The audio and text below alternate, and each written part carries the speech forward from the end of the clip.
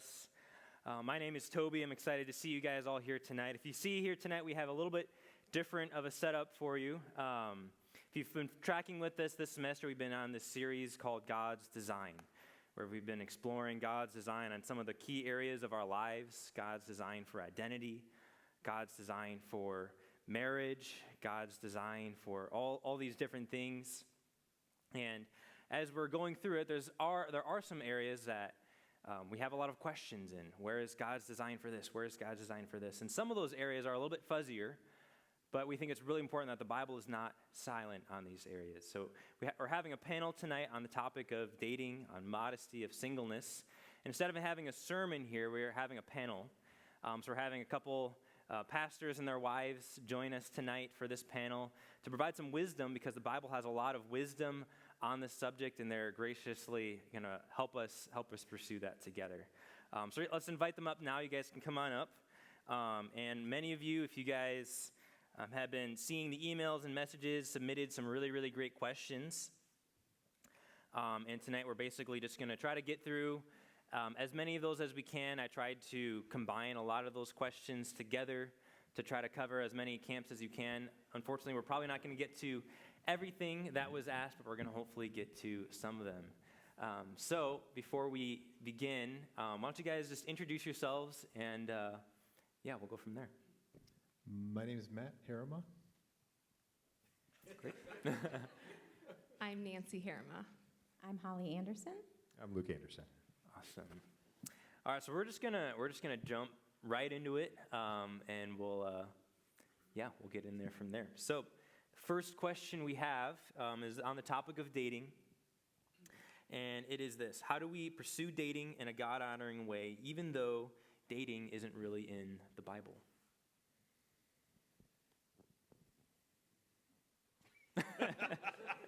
That moment when everyone looks at you. So how do we pursue something, this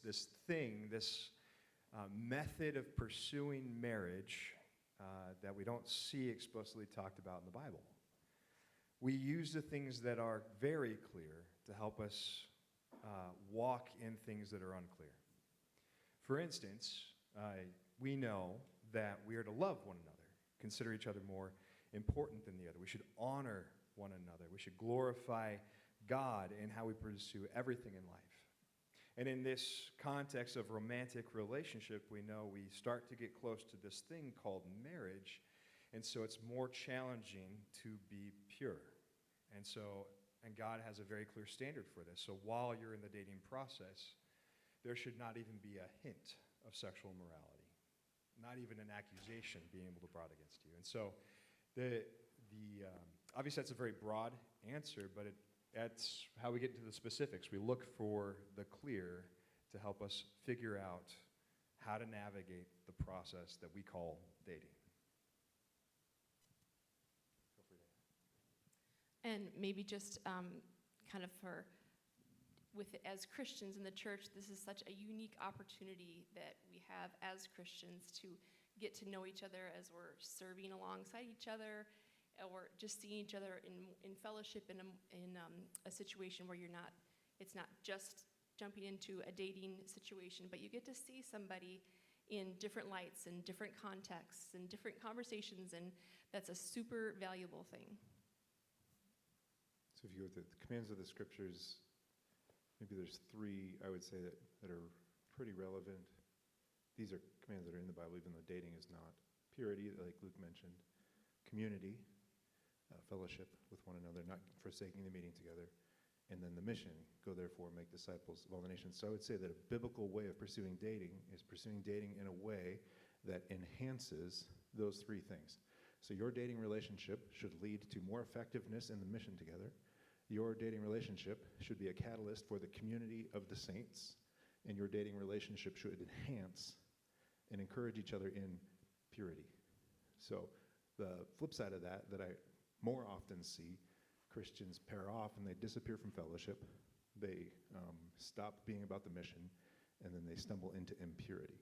So if you want to know how to date in a biblical way, there's not steps to it, but dating in a biblical way will lead to increasing in those three things.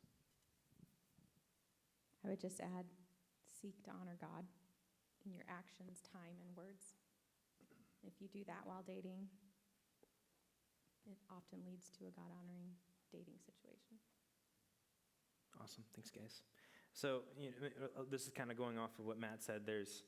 We're trying to pursue these things, but that often can create a tension as far as, all right, where do I focus my time? How do I focus my efforts? One of these questions is on that is, if you're dating, what does it look like to try to be involved in ministry together, to serve together, how to shape that around community, as well as, prioritizing each other within the dating relationship. So I guess the question is, how do you kind of manage that tension? What do you try to aim for? Are there maybe some principles to keep in mind as you're trying to do that? Well, I think probably one concept is to keep your eyes wide open until you're actually married, and you're kind of, is this the person? Is this really the person that God has for me? And so, serving together and being together in group situations, and that's really the place where you're going to figure that out, not going on a date or whatever. You're really going to see this person in a group setting, and so that's a thing that will bless your relationship. You're going to get to know each other better in that context than in an artificial, one-on-one setting, most likely. There's some things that have conversations that have to happen one-on-one. So I think our habit through dating and into marriage has been a weekly date night. A couple hours until we got married. It was a couple hours because then we'd have to say goodbye. After we got married, we didn't have to say goodbye anymore, which is the major benefit of being married. So, but if you want how much time to spend together, well, I think we talked every day at some level. We had small conversations here and there, but a date night, and then we had Bible study. We had midweek. We had Sunday morning. We both served in different ministries. We were part of different small groups, that kind of thing. So, whoopsies. Yeah, Matt already primed it by answering the previous question. There's some of the main pitfalls you fall into is you focus so much on your relationship, you completely neglect all the other things God's called you to. And although if God's called you to dating, then you need to take that seriously and use that time to figure out whether you should get married, as that's the purpose of dating. It's not a season to take a break from all the other things, being devoted to fellowship and being about the mission. And that is definitely one of the pitfalls. The other pitfall, and Matt and Nancy were talking about it, is I have seen couples who make no time to get to know each other, make no time to have those serious conversations, and then they just don't feel close, and they draw apart. And I'm not sure they ever asked the questions that they needed to ask. They just didn't really actually date, and so they broke up. I'm not saying they weren't meant to marry or anything. It's just I don't even know if they dated, honestly. And so I would highly recommend make a date night a priority for sure to get to know each other in a different context. But I totally agree with Nancy that one of the best contexts you're going to have to actually get to know somebody and see who they are is with God's people in relationship. What kind of friend are they? Well, watch them be a friend of their friends. Do they have any friends? If not, then that's going to tell you something.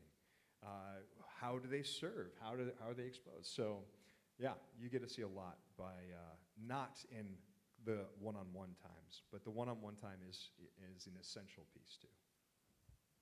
I think it's also important as leaders, if you're in a ministry and you're leading something, to realize that everybody is watching you in your relationship. So whatever you do in moderation, people may do in excess who are following you because they may not know if you're not having those conversations, if you're not explaining this is what we're doing or why we're doing it or something. So I would keep that in mind too, of if you're in leadership or ministry. Awesome. So dating, and we've talked a little about things to keep in mind, principles to keep in mind, but obviously the goal in dating is pursuing marriage, figuring out, should I marry this person, right? So we had a question on here, just you guys can share from your experience and some principles to keep in mind of how did you guys know that you knew you were supposed to marry the person sitting next to you?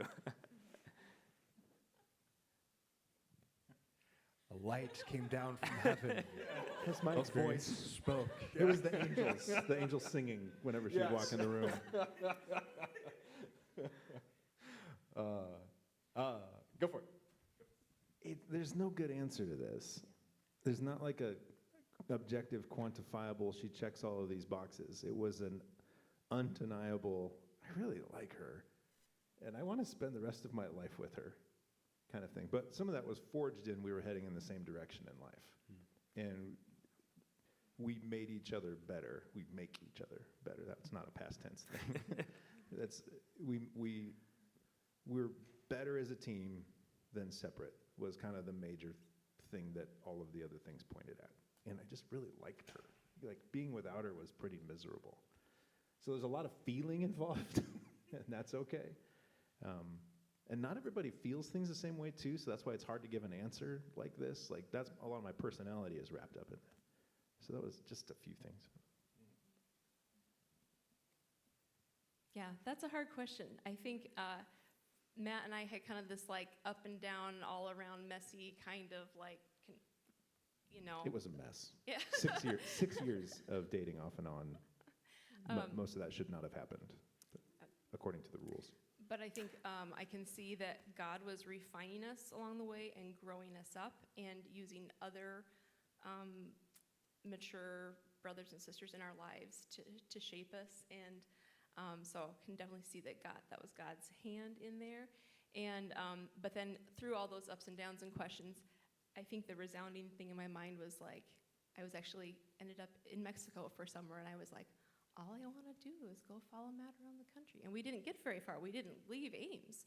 But I was like, that's what I want to do. I want to go be with him. That was the thing. So I think it was just like this, like, you know, I think it can take a while for God to settle that. We weren't even dating at that point. We weren't dating that time. Yeah. Anyway. So anyway, that was the worst summer ever. I don't know if it ever dawned on me before, but you've got two extremes on a totally opposite extremes of experience. Yep. You've got 6 years of off and on dating, potentially. Were you saved at the beginning? No. Okay. So unsaved at the very beginning, sin involved, you name it, like the whole thing. Sin involved. As opposed to me, I didn't there was no sin sin at all. involved. Yeah. False. No. Meanwhile, there's my story and our story, which is a year and a half of praying and waiting, confessing my undying love. Yeah, right away. I was trying to ease into it, but the Bible is true. Whatever is in the heart comes out of the mouth, and it came out. I was struck speechless Yeah. for the first time in my life.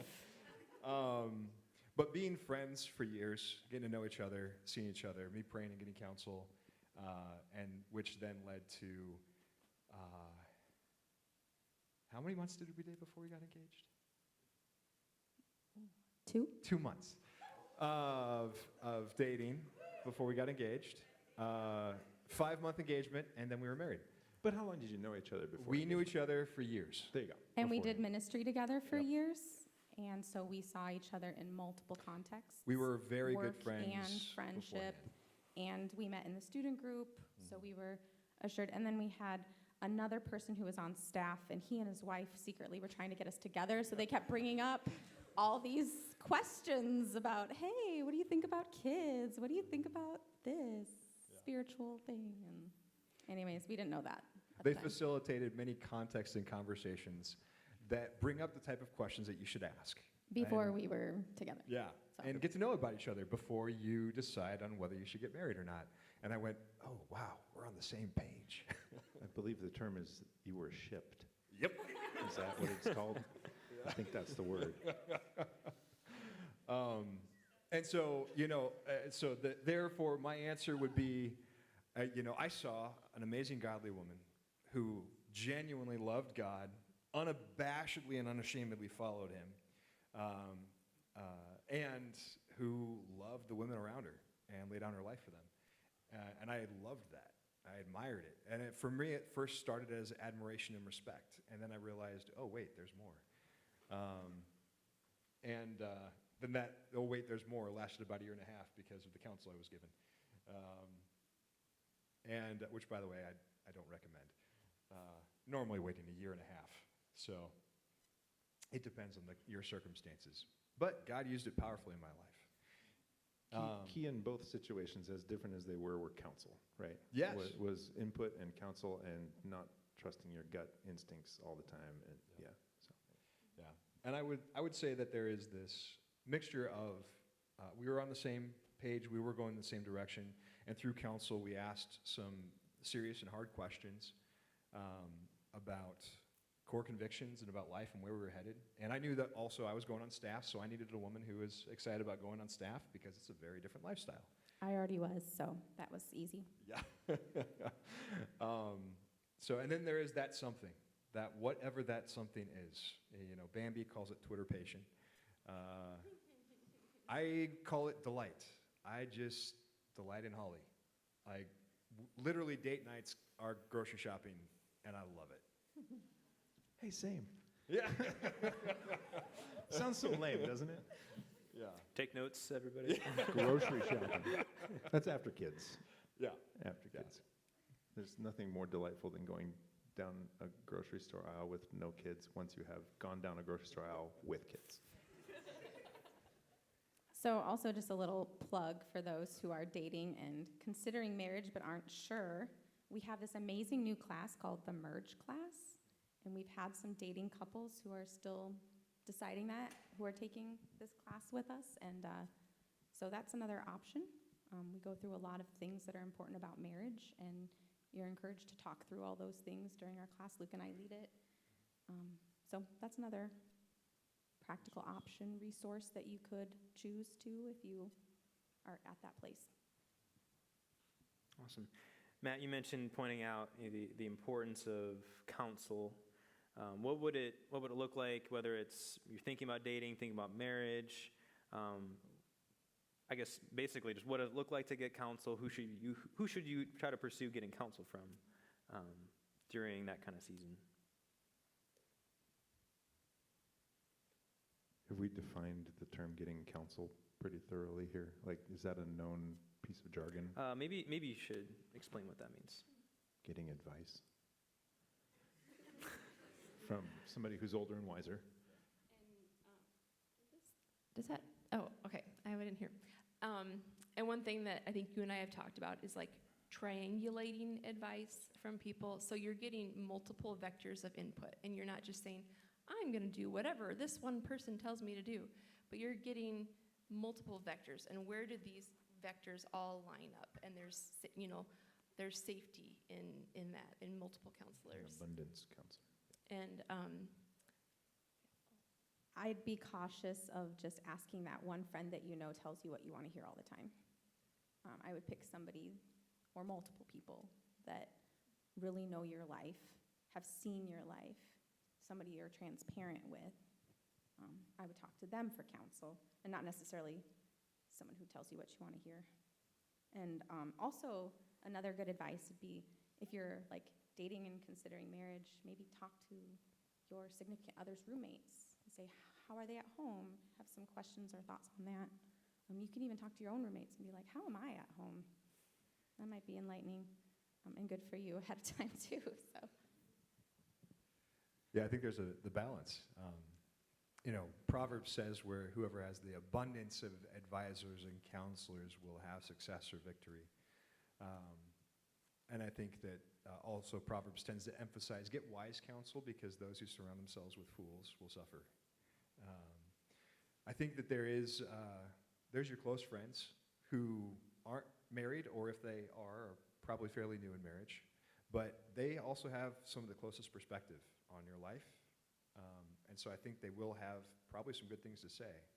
However, there's other people who may be more willing to tell you no, or bring up hard things about you and your maturity, or bring up questions you wouldn't even think of. And I'd say that the balance of counselors, and not just one particular type, is profoundly helpful. So I had a mix of both friends and older, wiser men and women who gave me counsel, and I was blessed by it. The Proverbs describes two ways to live. One is, if you want success, you need to pursue wisdom. If you want destruction, you'll be a fool. Just go ahead and be a fool. And the path to wisdom is really laden with, one, it starts with the fear of the Lord, that was said earlier, and then two is the abundance of counsel. So if you want to succeed, you need to invite counsel. And then for those of you who are being asked by somebody what your opinion of their situation is, so somebody who's being sought counsel, the Proverbs also say, faithful are the wounds of a friend, but an enemy heaps up kisses. And so when somebody's asking you for advice, I know it can be really tempting to not want to risk the relationship and tell them the hard and true thing and just say, you do you, you're fine. You know, that's great, I'm behind you all the way. That's not necessarily a loving, friendly thing to do. So tell them the truth that you see, especially when you're being invited. So one, invite the advice. And then two, if you're being asked for it, give the real thing. Yeah, and I think that's a really good point at the end there, because I think a lot of us can probably have experienced the ways we've grown the most is often people in our lives willing to call out sin, call out wrong ways of thinking, whatever it is, but really being to be brutally honest with us. Sometimes isn't fun to hear, but it's what we need to hear. And maybe one more thing, just look for opportunities to build relationships with older men and women in the church. If you go to a men's event or a women's event and you sit down next to somebody and you say, hey, will you talk to me? I almost guarantee you that they would love to have a conversation.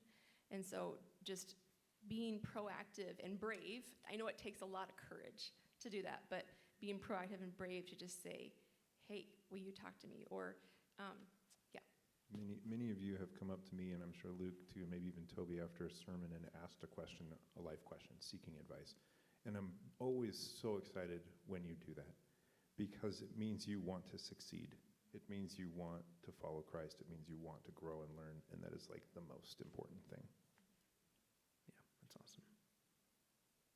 So this is getting into a little bit more in maybe we've been talking about dating a lot. This is more, if you're in the season where you're thinking about pursuing dating, if you're thinking about whether you're just thinking the future, or if you're thinking about pursuing someone, often the question can come in mind is, if I struggle with sexual purity, does that disqualify me from dating? And so the question here is, what level of sexual purity should someone have before dating or before getting married even?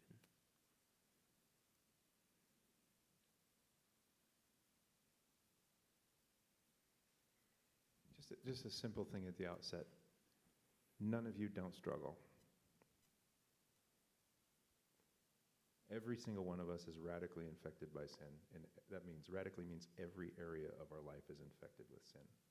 So if you feel like you're alone when you're not, everyone's struggling to some degree. And two is, if you feel like you're not struggling, you're lying to yourself, almost certainly. So that's all I'll say. Also, freedom is possible. Okay, two things.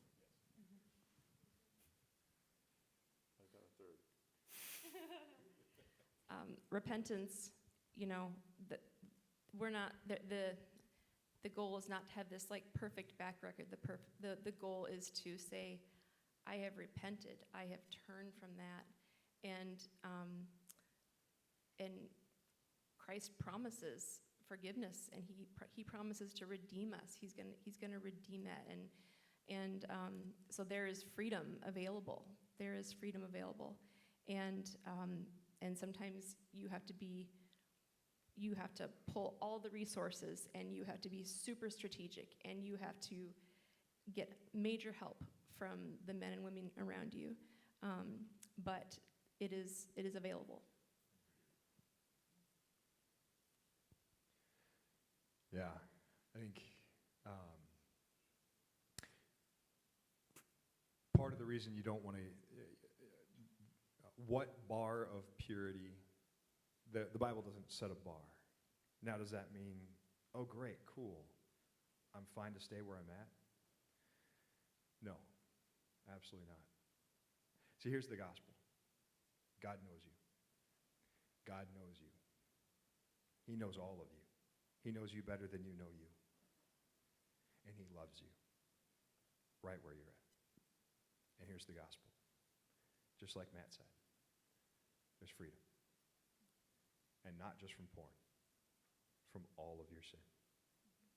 He loves you, and he offers to set you free. And you can be free more and more and more. You know, when I talked about identity, you become more the you God made you to be, more and more and more. And guys, yes, absolutely, porn is destroying your life. Porn is destroying our culture. Absolutely. So is pride. So is envy. So is hate. All sin is killing us. And we need all of it exposed. And all of your sin will hurt your spouse profoundly. And so the answer is, the more sanctified you are, the more blessed your future spouse will be, period. Absolutely. Not just porn.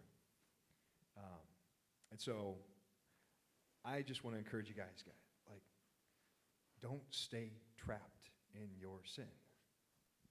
Confess and repent. You don't get the grace that is waiting for you unless you do. That's how you lay hold of it. And it changes you. You find freedom. So my exhortation, walk in the gospel and pursue the holiness and freedom that is waiting for you. The scripture says flee. And that was, if you were here for my talk on purity, that was the gist of it. The scripture says flee immorality. That's what you should do. But if you wait until you are worthy to be married so that you don't hurt your spouse with your sin, you're never going to be married. So that's reality. Awesome. We're going to keep things rolling here. We have a couple more questions on this topic, and then we'll move forward. So there's a couple questions kind of along the vein of whether someone is thinking about pursuing somebody, but maybe they want to get to know them a little bit more still, but maybe they don't have, they're not in the same Bible study, they don't get to interact with them a whole lot. Yet we're also called to not show favoritism. And so is there room, or what would it look like for someone to try to intentionally pursue someone in a way that isn't just being super flirty or outright just showing favoritism? Favoritism is about rich people, so.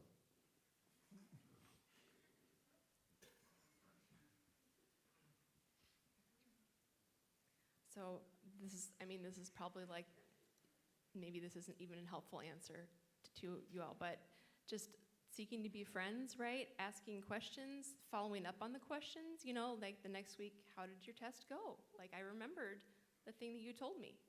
And letting that person know that, okay, maybe, she remembered this thing about my life. He remembered this thing about my life. I think I just straight up say, like, if you're interested in somebody, there's no real way to show them interest without showing them favoritism or flirtation, so it's probably more appropriate to just talk to the person directly if you're struggling with that. Like, you've prayed and asked God to take it away and he's not. That would probably be more honoring to the other person than to try to show interest discreetly, because I just don't think you can without showing favoritism or flirting, really. Come through the front door. Yeah, I would just encourage you to be more honest and direct with that, if that's something you're struggling with, because I just don't see how you could discreetly show interest without. We should treat all of our brothers and sisters the same. Otherwise, you're not dating or married. So.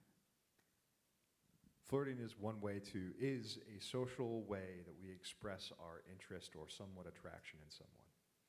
And sometimes we do it inadvertently, and sometimes we do it with multiple people because we like the response, because we like a bunch of other people responding, going, oh, I kind of like you too. And that really feels good. And I would just examine your heart on all those things. But I agree with my wife, go figure. I think that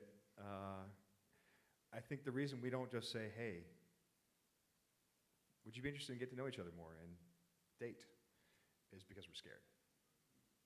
And so I would just encourage you guys to consider just go through the front door and, like Matt said, and just say, hey, would you like to figure out if we, if God would like, if we should get married? Which is, don't start with that type of intro. That's not how you ask someone out. That's not the pickup line. He did. So should we get married? What do you think? There's a timing issue here Yeah. where marriage needs to be on the horizon, I think, to start even thinking about this. Some of us are wanting to date and pursue relationships because it's an identity issue. You don't feel like a worthy or whole person because everyone else is paired up and I'm not. That's not a good reason, I think, necessarily to pursue a relationship. So you're looking for the prettiest one, guy or girl, looking for the prettiest one, and then trying to see if there's interest.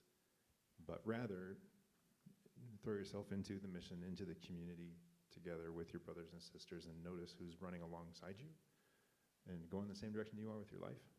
And then say, hey, I noticed that it seems like we're going the same direction in life, and you want to keep going. So I think that was the basis of my proposal to you at some point was, want to keep going? And I would encourage, before you just obviously the way I phrased that, I didn't put any of the other stuff that I would recommend before you have that conversation. Test your heart. Get some counsel before why are you attracted to them? Have you thought about it? Is it good reasons or bad reasons? Get counsel. And Is now the right time? right, is it the right time? Yeah, Are you in a good spot? Are they in a good spot? There's lots of things to consider. But my encouragement, focus on honoring God and honoring them every step of the way.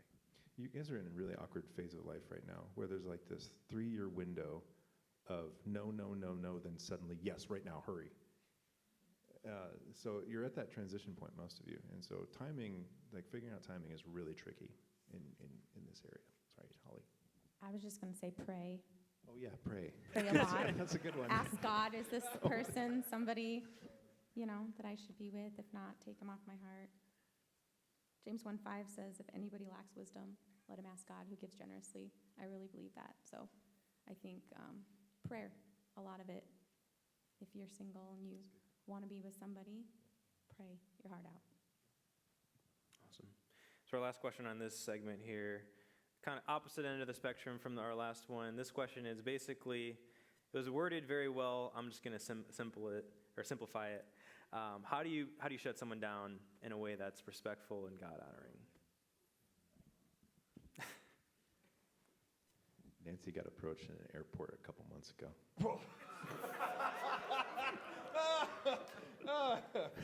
When you're married, you just go, no. That was fun. I'm sorry. Should I not have said that? Back to the top. Sorry. Here we go. I thought they'd enjoy knowing that. How about something affirming about the person? Something affirming. If you're going to say no to somebody, I appreciate this about you, and but also being really clear. Matt will say, you have Guys to be are super dumb. clear. We're dumb, right, guys? We don't get subtlety at all. Girls, you have to be so clear. Say, no, thank you. Please don't ask again. It's really unloving to try to gently let somebody down in a very unclear way. It's just super unloving. And I know we're like, oh, I'm trying to save their feelings, but it's not at all. You can do it in a very kind way, but if you're not clear and direct, like these two have been saying, you're actually being more hurtful in the long run. I've had some friends who tried to let somebody down gently and ended up giving them false hope. And that was so painful for the other person. So much more so it took them years to overcome it. Okay, so I really, yes, be clear. Yeah, likewise. I'm just going to reiterate basically what they said, but just add some more to it. Multiple times I have seen girls reject guys, and guys come to me and it's like, she said yes. And then I go talk to the girl, and it's like, no, I told him no. That's how dumb we are, girls. Yeah. That's And there was like 2 months in between or a month in between. And so this guy got his hopes up for weeks or a month or months, only to be rejected. And a hope deferred makes the heart sick. And it's crushing. And so although it will be painful to hear no, it's much nicer than getting your hopes up only to have them crushed later. And I totally agree with Nancy. My encouragement,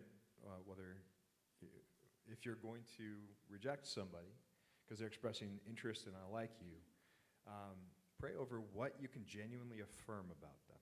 Like what they are made in the image of God, they are brother or sister, they are someone that has something glorious about them. And if you can genuinely say, I really do appreciate this about you, genuinely, and also that you have hope for them in their future, you want them to be happy, I mean, that's love, right? Love them. And so speak the truth in love. final thought from me. Feel free to shoot this down, by the way. All three of you and you.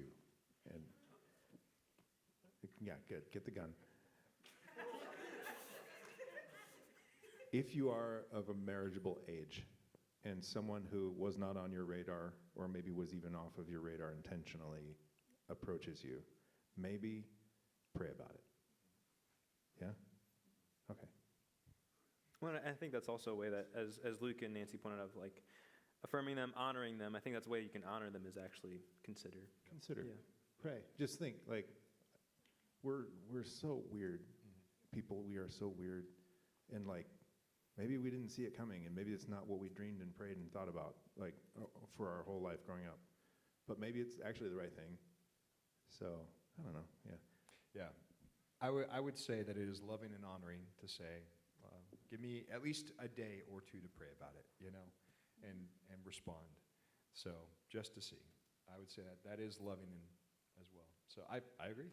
So that wasn't crazy? No. Okay, good. No gunshot tonight.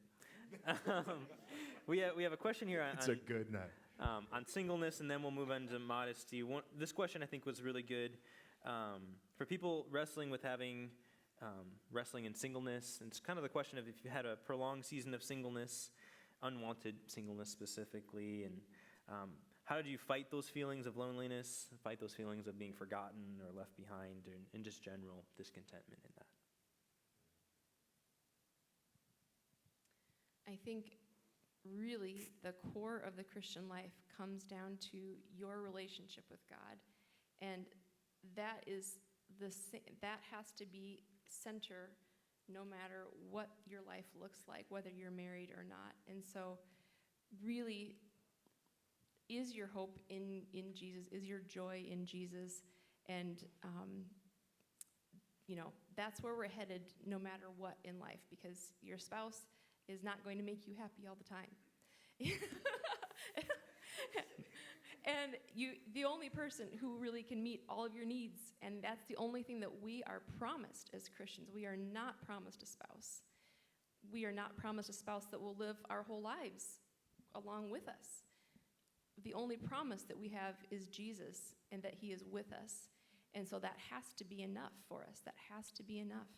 And while you're in that waiting, if you're looking and waiting and hoping and praying, I would just urge you to seek out how has God made you uniquely and gifted you to bless and serve the world, and to seek out that calling on your life. What has God called you to do, and to run into that, and figuring out in a variety of ways what are the things you're good at, in what contexts are you supposed to work and serve, and to go hardcore into that.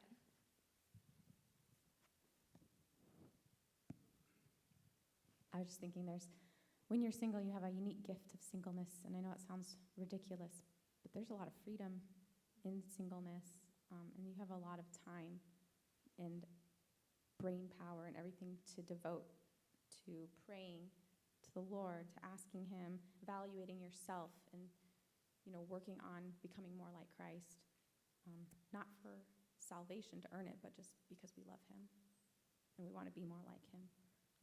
I think you also have this unique position to trust God for something that's really hard, and that's actually a blessing, to trust God for hard things and to watch him come through and meet you where you're at. So I think that's a really good thing. Also, if you're feeling lonely before you're in a relationship's not going to fix the loneliness. That's a heart issue. Only God can fill that hole. So if you're looking for a relationship to fix loneliness, it's not going to happen. When you're married, you'll still feel lonely. If you're depressed before you're in a relationship and before marriage, you might still feel depressed after, because those are heart things that God needs to fill. And so I think that's something to really pray about and ponder in your own heart. Are you looking for those things to meet a need that only God can meet? Because it's not only not fair to your significant other to look to them to fill those things, but it's just not going to happen in the same way that God can, because those are God-sized holes that only God can fill in your life. So I encourage you for that. I think that I know for me, every year that I was single past probably age 13 or 14 was an unwanted year of singleness in my life until I was 25 and had my first girlfriend, which was Holly. And I know that during that time, I started looking at, Psalm 139 says, "Search me, O God, and know me. Test my anxious thoughts and see if there's any offensive way in me, and lead me in the way everlasting." I started going, well, what do I want? What am I longing for? What am I afraid of? Because one of the trying things when you pray about someone for a year and a half and you watch other guys interested in her, you start to wonder, God, am I going to miss it? Am I going to miss what you have for me? And so God exposed some things, and I started, okay, so God exactly doesn't promise a wife. God doesn't promise good health. God doesn't promise a lot of things. And so I legitimately had to say, okay, God, will I follow you if it means I never get married? Will I follow you if I get married and my wife dies within the first couple days? Will I follow you if I get married and she gets in a coma or is bedridden, and I have seen my brothers experience this, where it's not what you were necessarily dreaming of or hoping for? Will I follow you, God? And I came to a profound conclusion about that, at least in my head and in my heart as much as I could before facing it. I will. I'm in. I'm with you. I realized that I didn't love my married brothers or sisters or my dating brothers or sisters. I envied them.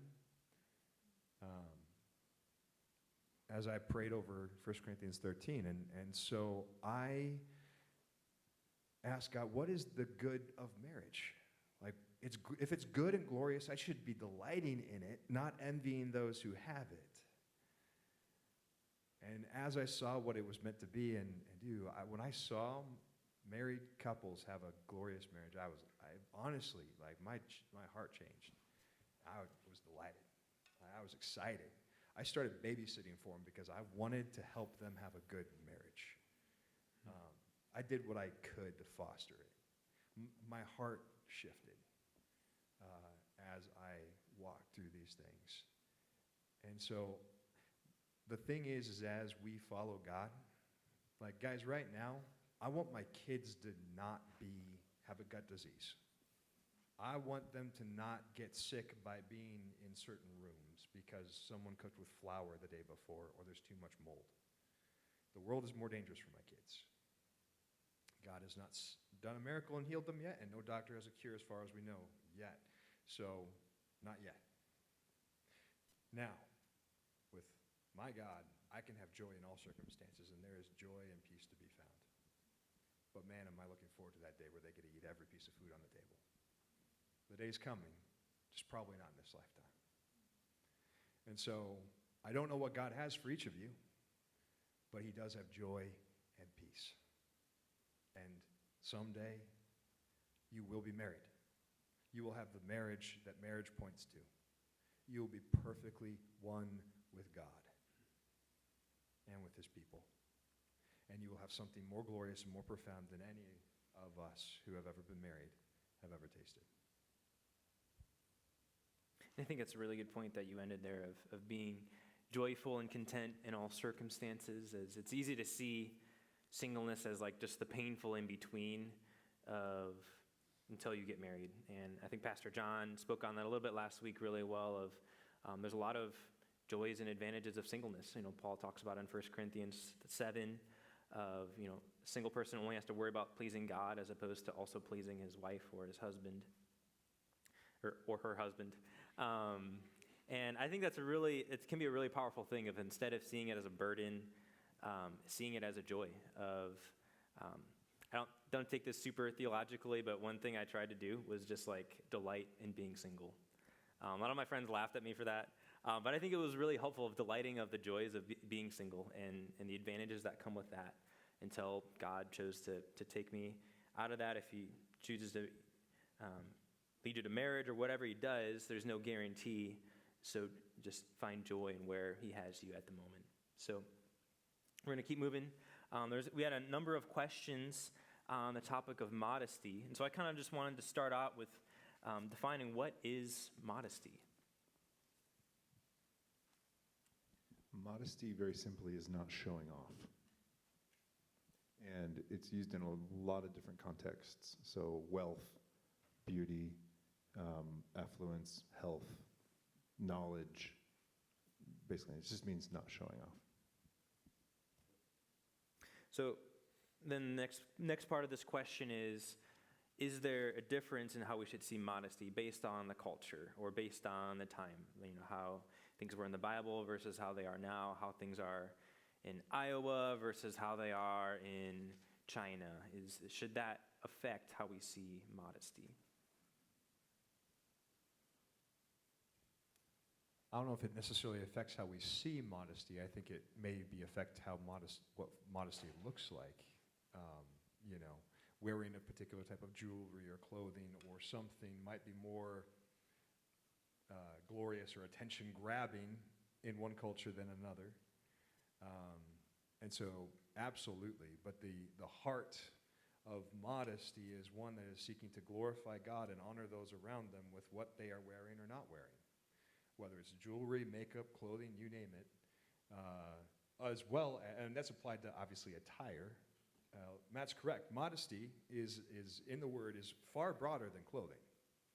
It's everything, and I see both men and women immodest in speech, in clothing, in possessions, in Behavior. Yeah, Right. behavior. Yeah, so drawing attention to yourself. Yeah. So I'm traveling to a country next month where I learned recently that everybody tries to dress the same as everybody else so that nobody knows how much money you have. Like there's a cultural, like high or low quantity. Like it's shameful to try to put yourself above another. And I thought, wow, that's kind of the essence of modesty. I'm assuming the question has to do with appropriate clothing, given the context. Probably. Okay, Yeah. all right. That's a different question, it seems like. To be honest, I feel like there's a different question from modesty. The Bible, you know, in a couple places, 1 Timothy 2 is one that exhorts women to dress in modest clothing. 1 Timothy 2, 9 through 10. Yep. With decency and good sense, not with, here's immodesty in this context, elaborate hairstyles, gold, pearls, or expensive apparel. And when you're interpreting the Bible and what does it mean, how do we apply it, one of the things you have to ask about is historical context. So you have to understand that when the Bible was speaking about modesty, the reason it pinpoints hairstyles and jewelry was because that was the only thing showing. So they were speaking to an entire culture who was clothed, draped with various kinds of clothing from neck to floor. And oftentimes would wear, well, 1 Corinthians 11 describes head coverings as well. So head to toe, covered in clothing. So into that context, they start talking about modesty. And if you look at the biblical context of the commands of the Old Testament, there's a lot of curse called down and death penalty called down for uncovering nakedness. And so covering yourself is what is in the background of the Bible's teaching on modesty. Even in the Greek culture, women, even pagan women, were covered neck to floor, primarily. Shoulders were sometimes bare. It gets complicated. But like, what's appropriate is culturally contexted. But I would. So yeah, different societies have different standards. However, I would say take a look at your history and see what our culture has been doing for the last 100 years and how that differs from the previous 7,000 years.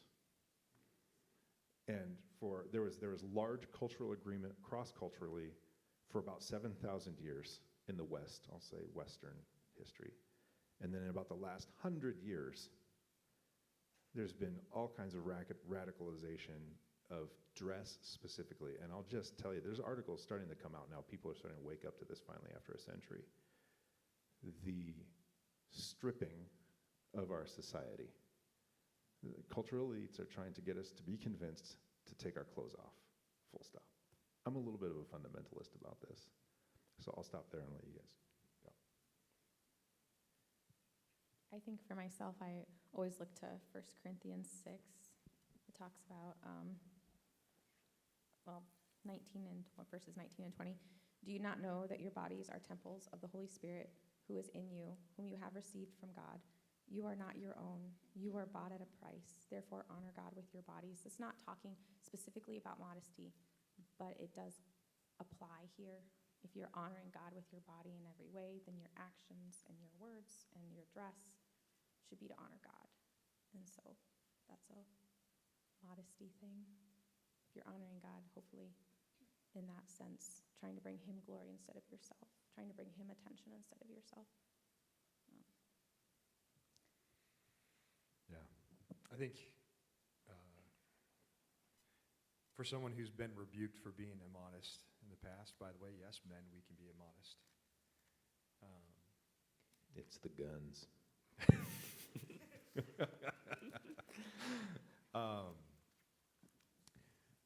And also, I was being immodest to get attention. Yeah. That's the other thing.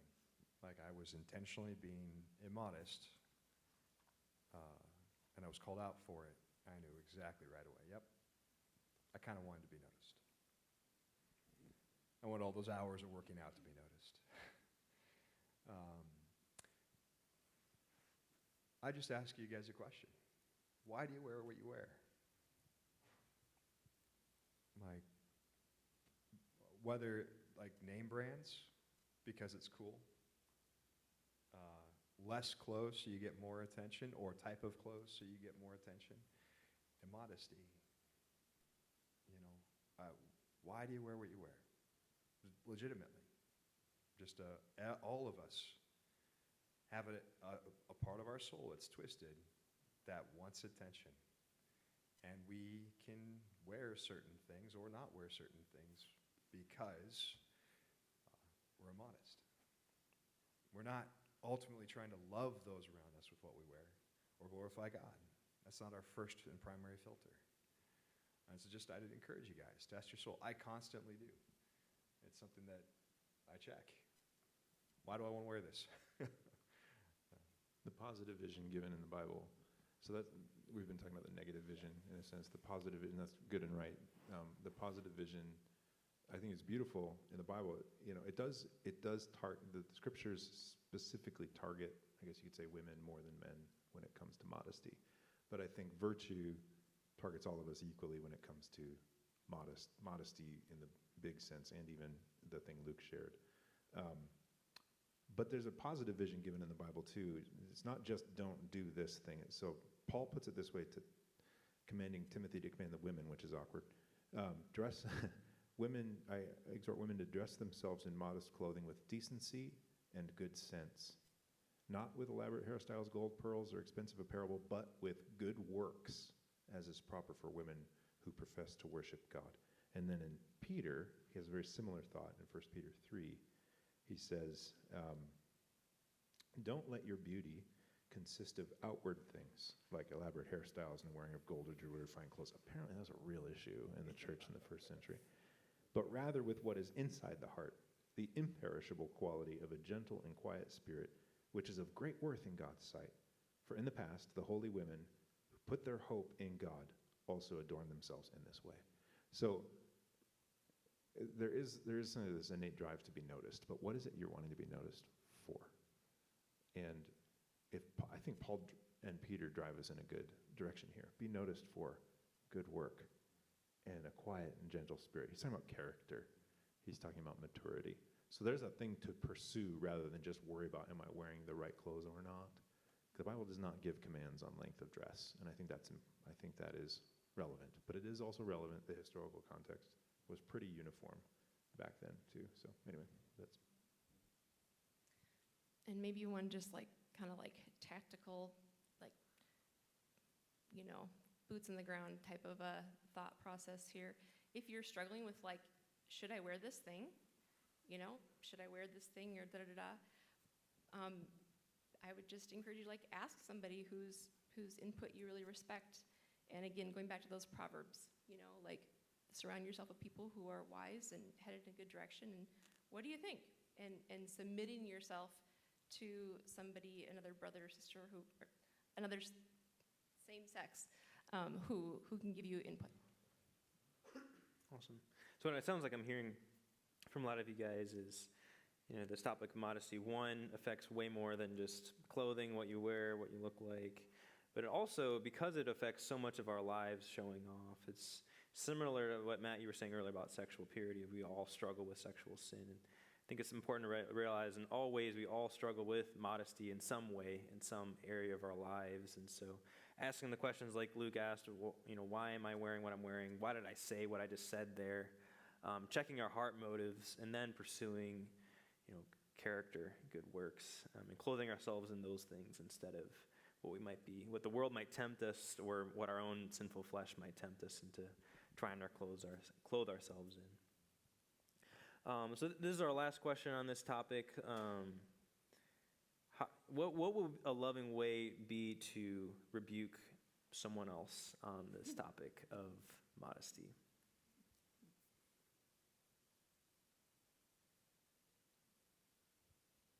I was lovingly rebuked on the topic of modesty.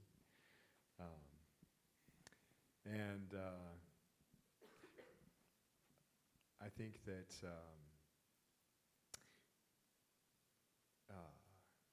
but I'm so thankful for my sister who did it.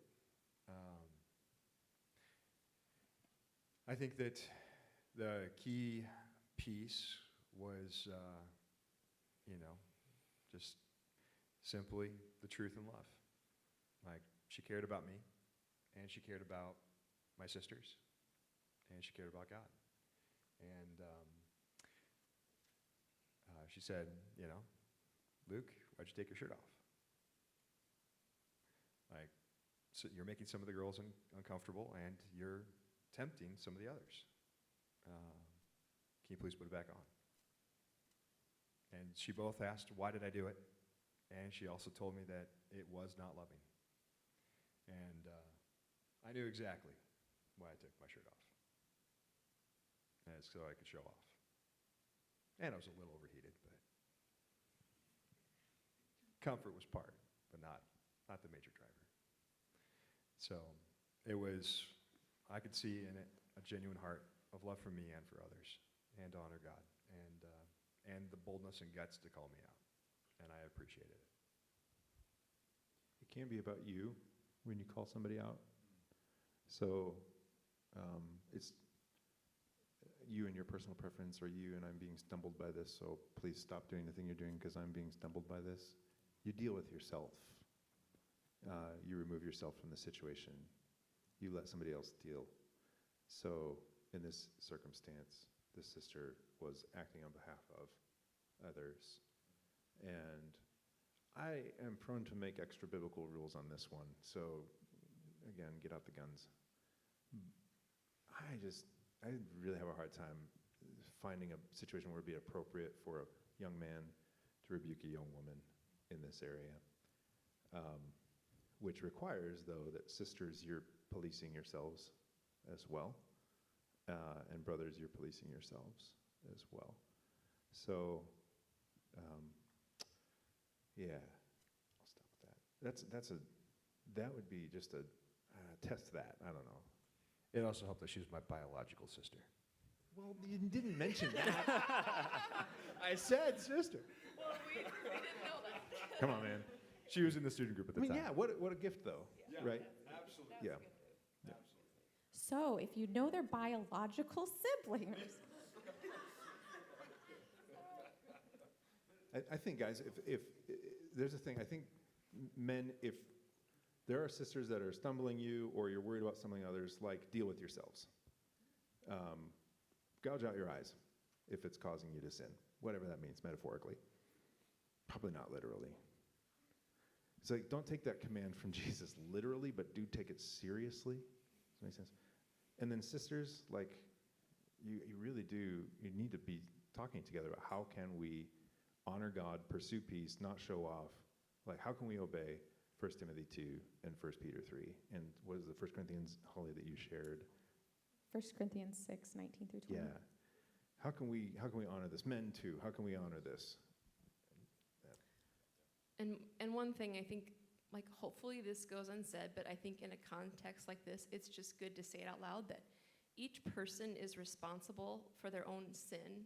Each person is responsible for their own mind, where they let their mind go, and nobody is responsible for someone else's sin. So I think, growing up, I think I thought this way. Growing up in the faith, as a younger Christian, I think I've changed my thinking on this, that sisters is your kind of responsibility to guard the brothers from stumbling. I wouldn't go there. That's not your fault. Their stumbling is their problem, not yours. That's kind of what I interrupted, I apologize, but that's kind of where you're going with that. Yeah. And again, this idea of, like, addressing this with a friend or whatever, like, it goes better when you are opening yourself up to those kinds of conversations and, like, being willing, like, being eager and accepting. And one of my favorite proverbs is, a wise man loves rebuke, a wise man loves rebuke, a wise man loves rebuke, wise woman loves rebuke. Like, when I hear something hard, okay, Lord, help me love it. Help me love it. I want to be wise, right? That's where we're headed. The other side of the same coin, we're at an hour here, I just realized. Okay. The other side of the same coin is, all of you, please be open for input. Was that what you were just saying? Be open for input. Like, it's going to be shaming and offending and all of that when somebody says, hey, brother, hey, sister, like, why did you do that? You know. But be open for the input. Pray about it. Yeah. Awesome. As we're closing out here, obviously we could go on all night about this, and as there are a lot of other questions, as these are very relevant topics for a lot of us here, and there's a lot of questions on it. And I didn't prep you guys on this, but what is just like a 1 or 2 sentence encouragement, considering all we've talked about, that you guys would have as we wrap up here?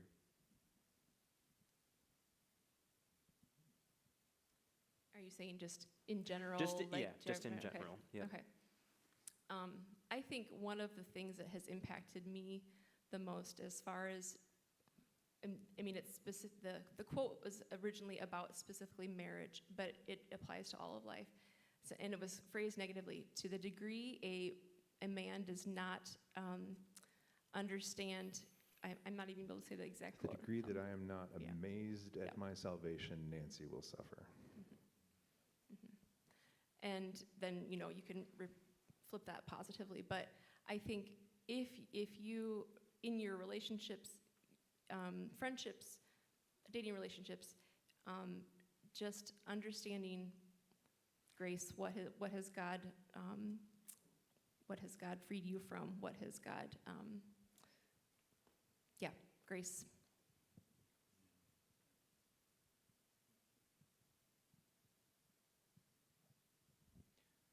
Delight yourself in the Lord, and he will grant you the desires of your heart.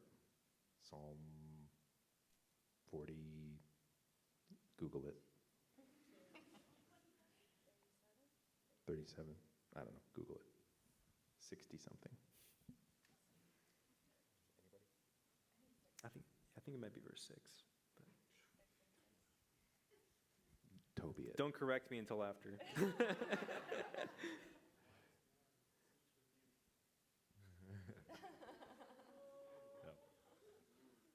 Oh, he was talking to me. Good point. Don't correct me. He said until after. It's hard to pick which last two sentences because there are so many. And I'm done.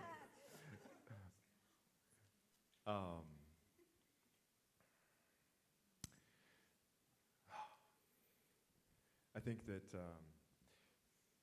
my dad, every time I talk to him about my longing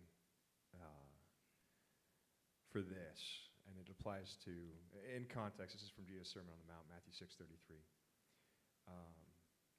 He was trying to give me a gift for all of my longings in life and for my fear of missing out. But Jesus, in context of Matthew 6:33, he says, look to the flowers, look to the birds. Doesn't God care so much more for you than for them? So seek first his kingdom and his righteousness, and all these things will be added unto you. God was trying to give me the gift of God cares about you more than you care about yourself. He is good, and he's in control. Seek first his kingdom, and you're going to be blessed. Yeah, I was just thinking what verse to leave with. I have a ton of verses written down here, but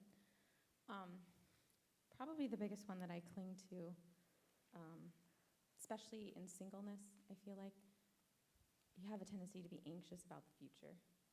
You wonder, is my life ever going to change? Am I going to be alone for the rest of my life?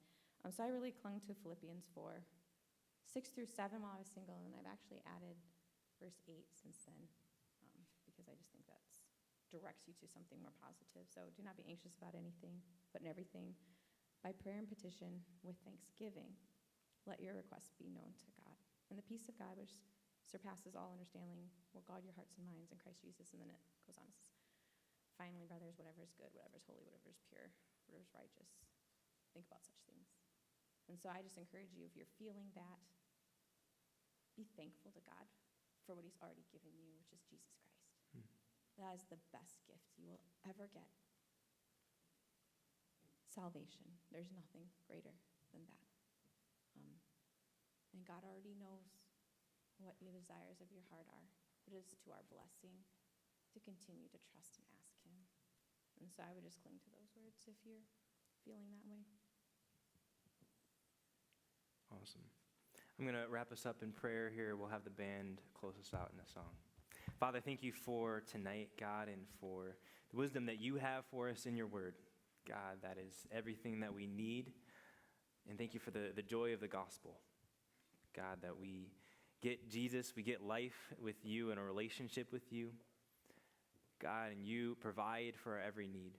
And God, so I just pray that you would help us as we are pursuing you to just fill us with joy with wherever we're at, whatever circumstance we are in, and continue to help us find our delight in you.